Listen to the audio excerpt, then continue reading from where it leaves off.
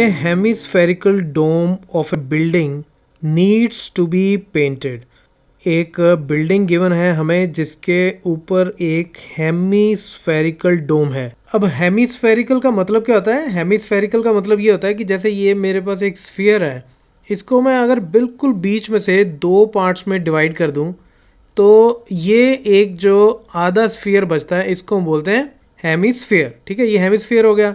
तो अब religious building के टॉप पे अगर आप देखो तो ज़्यादातर इस तरह की बिल्डिंग्स होती हैं, ऊपर से ये राउंड होती हैं। ठीक है, अब नेक्स्ट वो कहता है if the circumference of the base, circumference, तो ये जो इसके नीचे बेस बनेगा, ये बेस की सर्कमफ्रेंस, ये सर्कल बनता है एक, उसकी सर्कमफ्रेंस, ठीक है, ये साइड वाला पोर्शन इज 17.6 मीटर्स। तो ये हमें 17.6 मीटर्स दी गई है। Find the cost of painting it, given the cost of painting is ₹5 पर 100 सेंटीमीटर स्क्वायर। तो ये हमें एक रेट कार्ड दिया गया है कि इस रेट पे हम इसको पेंट करेंगे, तो बताओ कि इसको पेंट करने का खर्चा कितना होगा। अब हम इसको समझते हैं। देखो, ये मेरे पास बिल्डिंग है और उसके ऊपर ये डोम बना हुआ है, ठीक है, जो हेमिस्फेरिकल शेप का है, यानी कि इस शेप का है। ठीक है, इस शेप का है, हमें इसको पेंट करना है। अब देखो, डोम जो है वो अंदर से नॉर्मली खाली होता है। ठीक है, बिल्डिंग अंदर से खाली होती है डोम, तो ये पोर्शन नहीं होगा, ये इस तरह का होगा, ये कुछ इस शेप का होगा। ठीक है, अंदर से खाली होगा, पर हमें सिर्फ इसके बाहर बाहर वाले एरिया को पेंट करना है। अगर क्वेश्चन में आपको स्पेसिफिकली ये ना बोला जाए कि बोथ साइड से इसको पेंट करना है, तो हम क्वेश्चन में सिर्फ यही कंसिडर करते हैं कि इसको सिर्फ बाहर बाहर वाली साइड से ही पेंट करना है। ठीक है, तो इसमें उसने सिर्फ ये लिखा है a hemispherical dome of building needs to be painted. उसने इसको अंदर वाली साइड से पेंट करना है, इसके बारे में नहीं लिखा। तो इसका मतलब सिर्फ ये जो कर्व्ड सेक्शन इसका बचता है बाहर बाहर वाला, सिर्फ इसको पेंट करना है। इसको पेंट करने के लिए मुझे इसका सरफेस एरिया चाहिए होगा। मैं सरफेस एरिया फाइंड आउट कर लूँगा, तो इस रेट कार्ड के अकॉर्डिंगली फिर मैं उसका रेट निकाल लूँगा। तो सबसे पहली चीज़, ये जो मेरे पास ऊपर डोम बन रहा है, इसके बेस पे इस तरह से सर्कल बन रहा है।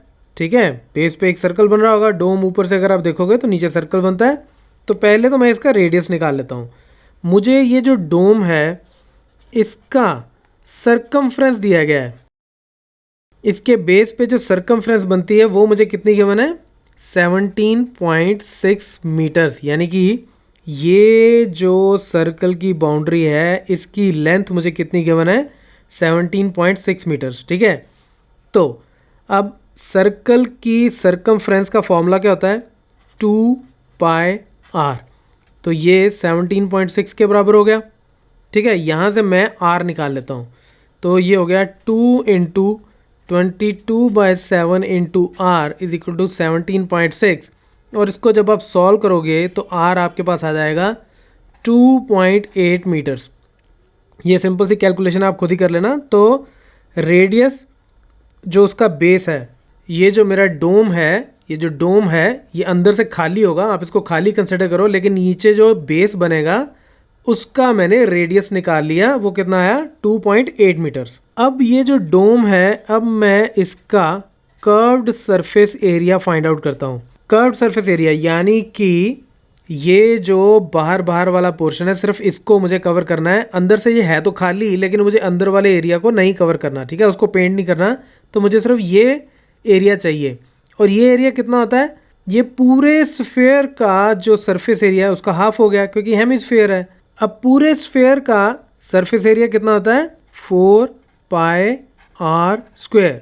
4 टाइम्स एक सर्कल का एरिया। ठीक है, 4 टाइम्स एक सर्कल का एरिया विद रेडियस r, ये होता है स्फेयर का सरफेस एरिया। ठीक है, तो इसको मैं 2 से डिवाइड कर दूं तो वो हेमिस्फेयर का सरफेस एरिया हो गया। ठीक है, तो यानी कि ये कितना हो गया? 2πr²। अब 2πr² में मैं पाई की वैल्यू 22/7 और r मैंने 2.8 निकाला है, इसका स्क्वायर यहाँ डालता हूँ, तो इसको जब आप सॉल्व करोगे तो ये आ जाएगा 49.28 मीटर स्क्वायर। ठीक है, ये कैलकुलेशन आप कर लेना, इतना आंसर आ जाएगा। अब हम निकालते हैं कि इसको पेंट करने की टोटल कॉस्ट कितनी होगी। ठीक है, अब हम कॉस्ट के बारे में बात करते हैं। अब हमें ये गिवन है कि 100 सेंटीमीटर स्क्वायर को अगर हम पेंट करते हैं तो कॉस्ट कितनी आती है? तो कॉस्ट आती है ₹5। अब मैं यहाँ से पहले तो 1 सेंटीमीटर स्क्वायर की कॉस्ट निकाल लेता हूँ। 1 सेंटीमीटर स्क्वायर की कॉस्ट कितनी हो जाएगी? 5 को 100 से डिवाइड कर दो, ठीक है, 5 को 100 से डिवाइड कर दो, तो इतने रुपीज़ हो गई 1 सेंटीमीटर स्क्वायर को पेंट करने की कॉस्ट। अब मुझे कॉस्ट निकालनी है कि इतने मीटर स्क्वायर को पेंट करने की कॉस्ट कितनी होगी। देखो, सबसे पहले तो मुझे मीटर स्क्वायर को सेंटीमीटर स्क्वायर में कन्वर्ट करना है। अब इसको आप ध्यान से देखो कि ये मान लो मेरे पास कोई एक एरिया है जिसकी ये लेंथ 1 मीटर है और ये ब्रेड्थ भी 1 मीटर। तो ये एरिया कितना हो गया मेरे पास? ये हो गया 1 metre square, length into breadth, तो 1 मीटर स्क्वायर हो गया। अब 1 मीटर कितना होता है? 100 सेंटीमीटर।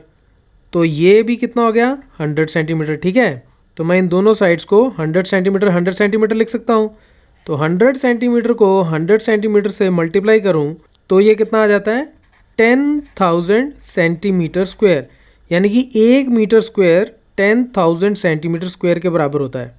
तो इसका मतलब इसको अगर मैं मीटर स्क्वायर से सेंटीमीटर स्क्वायर में कन्वर्ट करूं तो मुझे इसको 10,000 से मल्टीप्लाई करना होगा।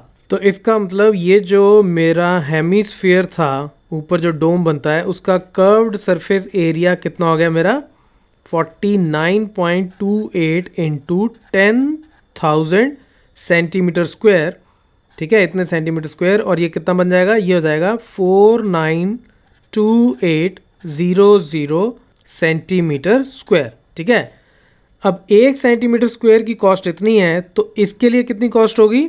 उसके लिए मैं 1 सेंटीमीटर स्क्वायर की जितनी कॉस्ट है उसको मैं इससे मल्टीप्लाई कर दूंगा। सो इसका मतलब 492800 सेंटीमीटर स्क्वायर, इसकी कॉस्ट कितनी हो जाएगी? इसको पेंट करने की कॉस्ट 5/100 को 492800 से मल्टीप्लाई कर दो और ये आपके पास आ जाएगा 24,640 rupees is the answer. So that's it from this tutorial. Keep watching Math Mafia.